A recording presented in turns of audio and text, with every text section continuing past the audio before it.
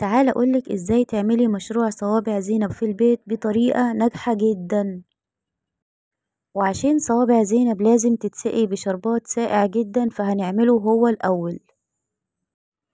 معايا 4 كوبايات من السكر، وبنفس الكوباية كوبايتين من المية، ومعايا كمان عصرة نص ليمونة واحدة بس.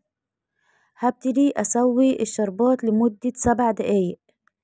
الحلويات الشرقية الشربات بتاعها بيكون تقيل، زي المشبك، صوابع زينب، الزلابية وحاجات تانية كتير. وأول ما الشربات ياخد 7 دقايق تسوية هركنه على جنب، وأبتدي أحط عليه 3 معالق من عسل الكلوكوز أو 3 معالق من عسل النحل. ولازم ضروري تحطي يا إما عسل نحل يا إما عسل كلوكوز، لازم ضروري، وبأكد عليكم علشان تاخدوا نتيجة أحلى وأحلى كمان. وأول ما الشربات ياخد درجة حرارة المطبخ هحطه في التلاجة. ما ينفعش نحط أي حاجة سخنة في التلاجة، غلط جدا على التلاجة، وغلط كمان على الحاجة اللي احنا هنحطها سخنة في التلاجة. وعشان نعمل صوابع زينب هنحتاج كوباية من دقيق البسبوسة اللي هو الدقيق السمونيلة.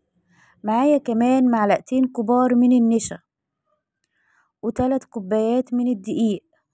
والدقيق لازم يكون متعدد الاستخدامات، ونكون نخلينه كويس جدا.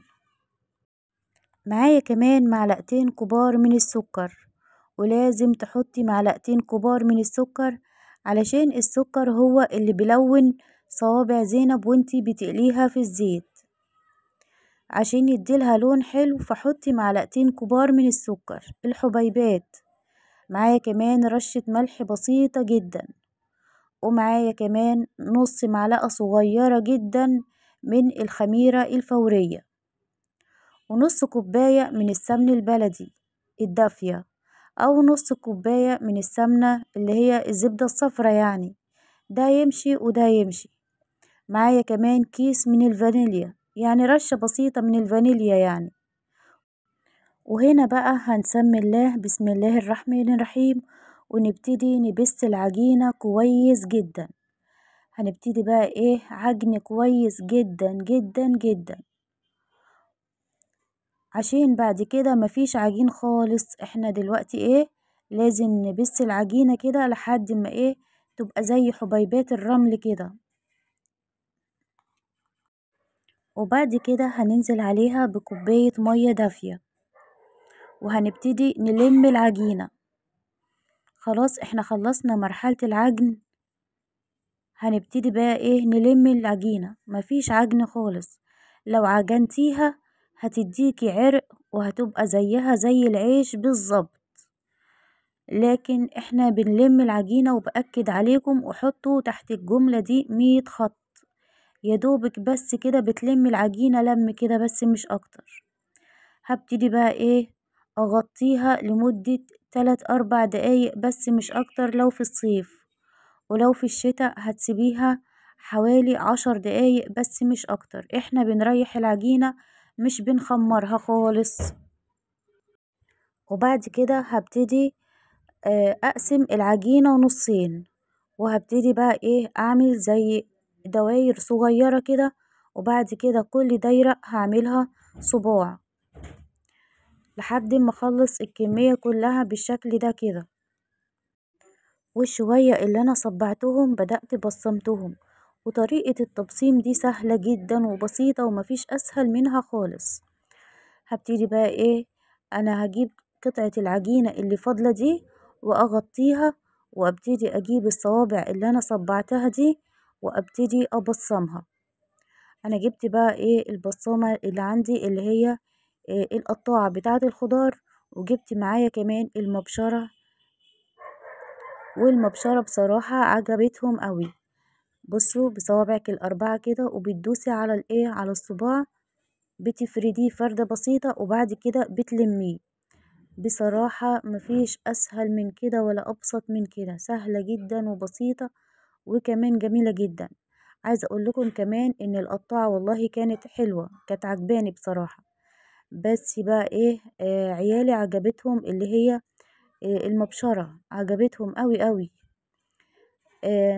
فعادي يعني، بصوا هي أذواق، حابة تعملي شوية من ده وشوية من ده تمام، حابة تعمليهم كلهم بالمبشرة يعني، كل واحد طبعا وذوقه.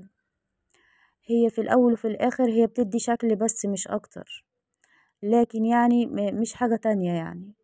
هبتدي بقى ايه اخلص الكمية كلها كده بالشكل ده، وفي زيت سخن بقى، لازم الزيت يكون سخن، اوعي تقلي في زيت بارد، هتشرب منك الزيت وفي نفس الوقت هتتهري ومش هتديكي نتيجة كويسة خالص. كمان لو قليتي في زيت سخن جدا هتتحرق منك ومش هتستوي. خطوة مهمة كمان برضو عشان اكون قايلالك كل الاسرار والتفاصيل بتاعتها، لما تيجي تحطيها في الزيت السخن ما تقلبيش على طول عشان ما تتهريش منك، لازم تتشمع الاول وتبتدي تاخد لون كده، وبعد كده اقلبيها على الناحية التانية، وبعد كده بقى ايه تقليب مستمر لحد ما تحمر معاكي. بصوا بقى السكر ليه عامل اساسي جدا في التحمير بتاع صابع زينب في اللون بتاعها يعني. هنا بقى الشربات كان برد تمام، ابتديت بقى ايه اخدت من الزيت، صفيت من الزيت كويس جدا وحطيت في الشربات الساقع، وبدأت قلبت تقليبة كده لمدة 3 دقايق لحد ما ايه تشرب شربات كده وتبقى ايه زي العسل. ابتديت بقى خلصت النص التاني من العجينة، وما خلصتش العجينة كلها مرة واحدة، علشان لو خلصتها مرة واحدة هتقعد بقى ايه تختمر ويتضاعف الحجم بتاعها وتزيد في الزيت وما تبقاش حلوة خالص. لكن انا خلصت شوية قليتهم وحطيتهم في الشربات، وبدأت عملت شوية تانيين علشان وانا ايدي شغالة في العجينة آه، التخمير بتاعها بيهبط تمام. فلما باجي اقليها في الزيت بيكون الحجم بتاعها كويس جدا، لكن لو خلصت الكمية كلها مرة واحدة طبعا هتختمر وهيتضاعف الحجم بتاعها ومش هتبقى حلوة خالص. هتلاقي الجزء الاولاني رفيع قوي، والجزء اللي انتي قلتيه في الاخر تخين قوي وكمان فارش في الزيت وشكله مش لطيف خالص. فعشان كده احنا بنقلي جزء وبعد كده نشتغل في الجزء التاني ونقليه على طول. قلتلكم كل اسرارها وتفاصيلها، واتمنى منكم لايك للفيديو واشتراك في القناة وتعليق محفز منكم، ومع الف سلامة.